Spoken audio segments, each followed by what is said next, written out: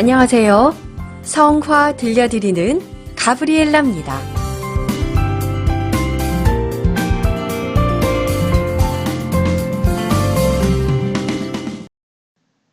(1월 28일은) 성 토마스 아퀴나스 축일입니다. 축일을 맞으신 분들 축하드립니다. 성 토마스 아퀴나스는 신학대전을 집필해서 아주 유명하신 분이시지요. 무엇보다 그리스도교 최대 신학자로 칭송받는 성인이시며 교회 학자이십니다. 토마스 아퀴나스 성인은 학자와 학생, 그리고 대학의 수호성인이며 순결의 수호성인이기도 한데요. 화가들은 그림에서 토마스 아퀴나스 성인을 주로 도미니코 수도자의 모습으로 그려내고 있습니다.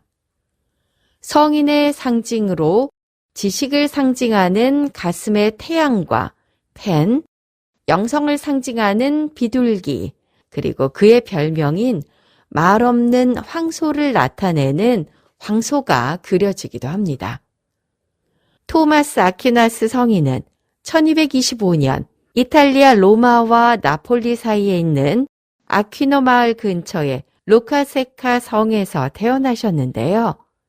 성인은 5살이 됐을 때 몬테카시노 수도원의 봉헌자로 보내졌어요. 14살이 되던 1239년 교황 영토와 황제 영토의 경계선에 위치한 몬테카시노 수도원이 황제의 군대에 의해 점령당하자 집으로 돌아와 나폴리 대학에 입학하게 돼요. 여기서 토마스 아퀴나스 성인은 운명적인 만남을 가지게 됩니다. 바로 아리스토텔레스 강의와 탁발 수도회인 도미니코 회를 만나게 되는데요. 나폴리는 시칠리아에 속하는 지역으로 동서양의 경계 지역이면서 전투지였습니다.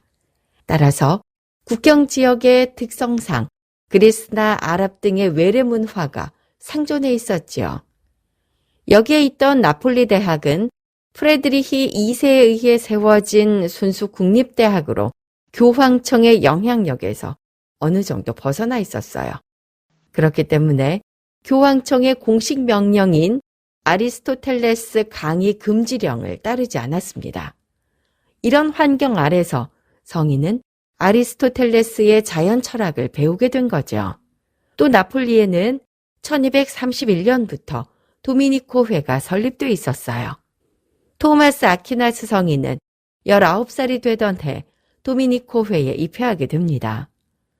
성인이 도미니코 회를 선택한 것은 진리 선포에 대한 열정 때문이었는데요. 성인은 신학대전 188문 6항에서 다음과 같이 밝히고 있습니다. 가르친다는가 설교하는 일은 관상이 차고 넘쳐서 나오는 것이다. 그러므로 이와 같은 일은 단순한 관상보다 더 우월하다.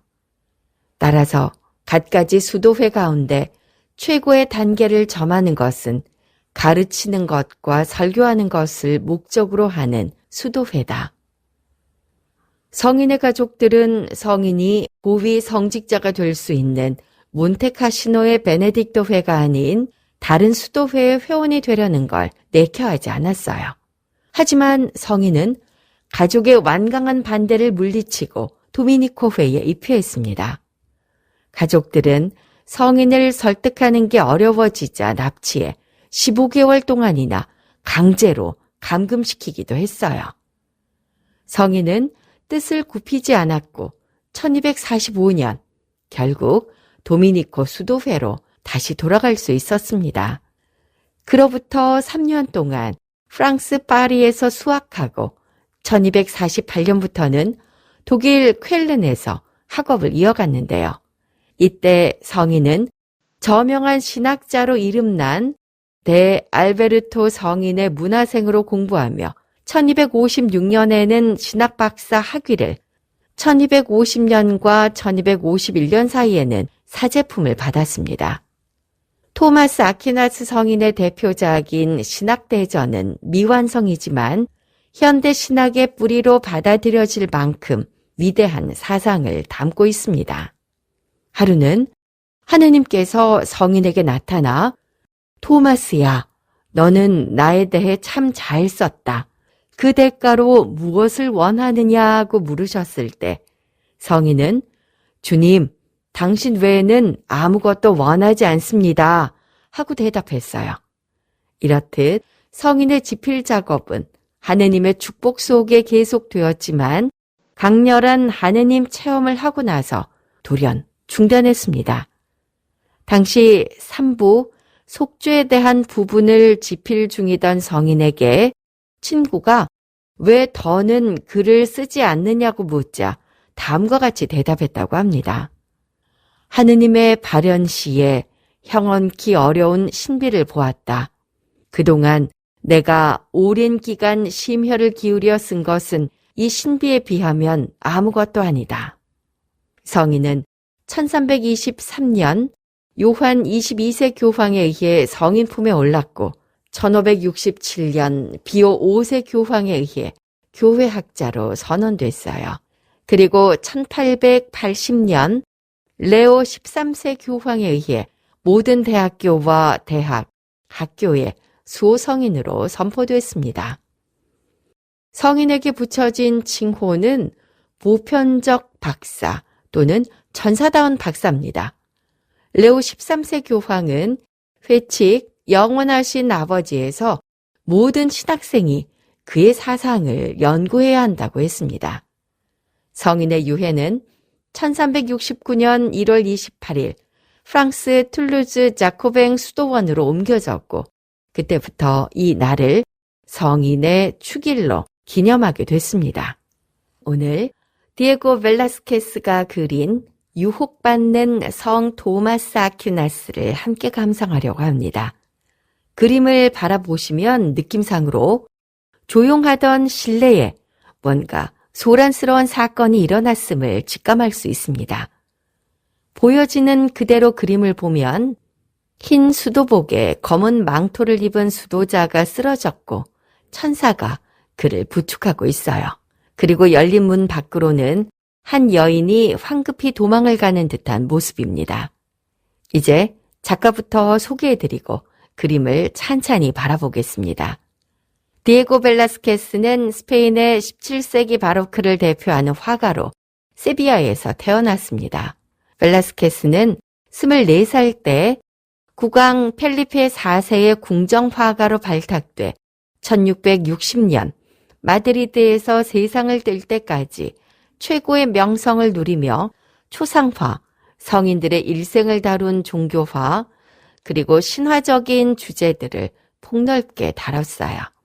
벨라스케스는 초기에 어두운 색조와 명암법을 사용했고요. 중기에는 베네치아파 영향으로 밝고 선명한 색채와 짧고 경쾌한 분놀림을 사용했습니다. 그의 화풍에서 눈여겨볼 부분은 바로 입체적인 구성인데요. 2차원의 평면적인 공간에 깊이감을 실현하는 공간 탐구에 몰두했습니다. 그런 노력 끝에 그의 그림에는 다양한 여러 공간이 존재하는 입체적인 구성이 특징으로 나타나는데요. 오늘 감상하고 있는 유혹받는 성 토마스 아퀴나스에 잘 드러나 있습니다. 성인과 천사와 난로가 있는 실내 공간, 또 화면 왼쪽 문 밖에 여인의 공간이 존재함으로써 깊이감을 느낄 수 있는 거죠. 이렇게 공간감을 표현하는 벨라스케스의 기법은 19세기 인상주의 화가들의 출현을 예고하고 있고 실제로 마네와 같은 화가에게 영향을 미쳤다고 합니다. 유혹받는 성 토마스 아퀴나스라는 작품은 성인이 왜 순결의 수호성인인지를 보여주는 그림으로 지금부터 자세히 바라볼게요. 전통적인 도미니코 수도자 옷을 입은 분은 바로 성 토마스 아퀴나스입니다. 화면 오른편 아래쪽 전경에 원화에는 책과 불탄 장작개비가 있습니다.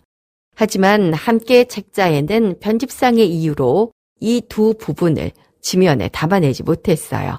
이 점 양해 말씀드립니다.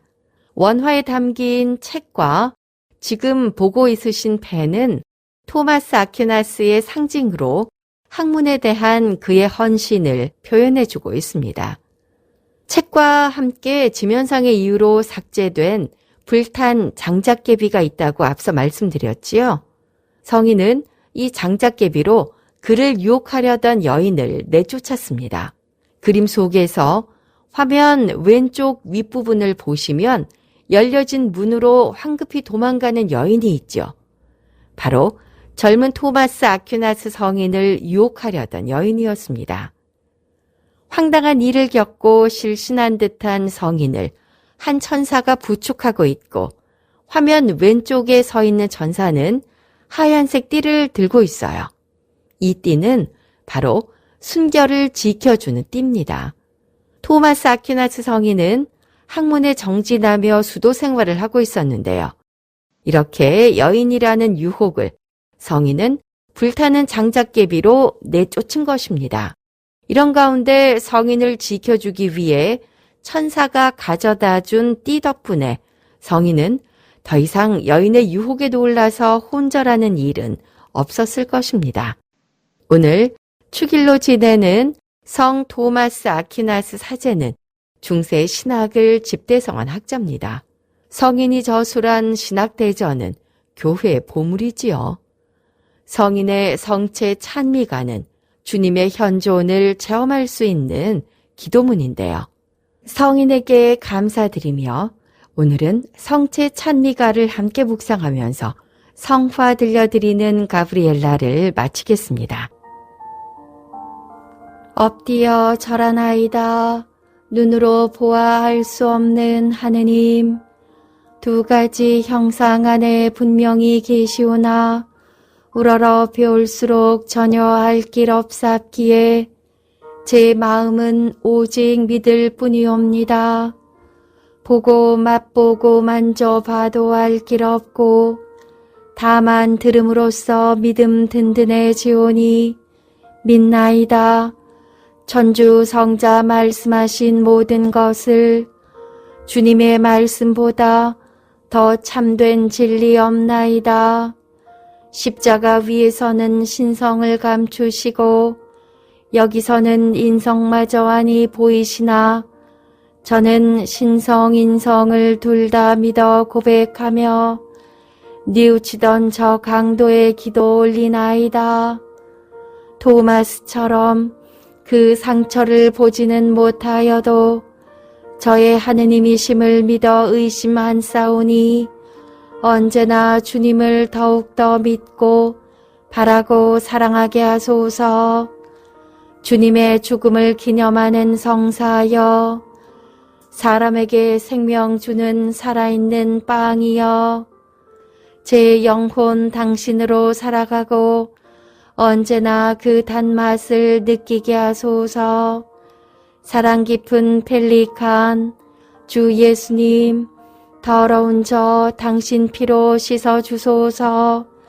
그 한 방울만으로도 온 세상을 모든 죄악에서 구해내시리이다.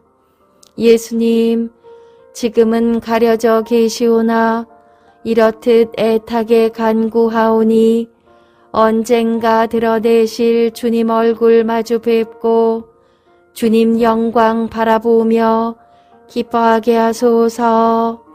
아멘.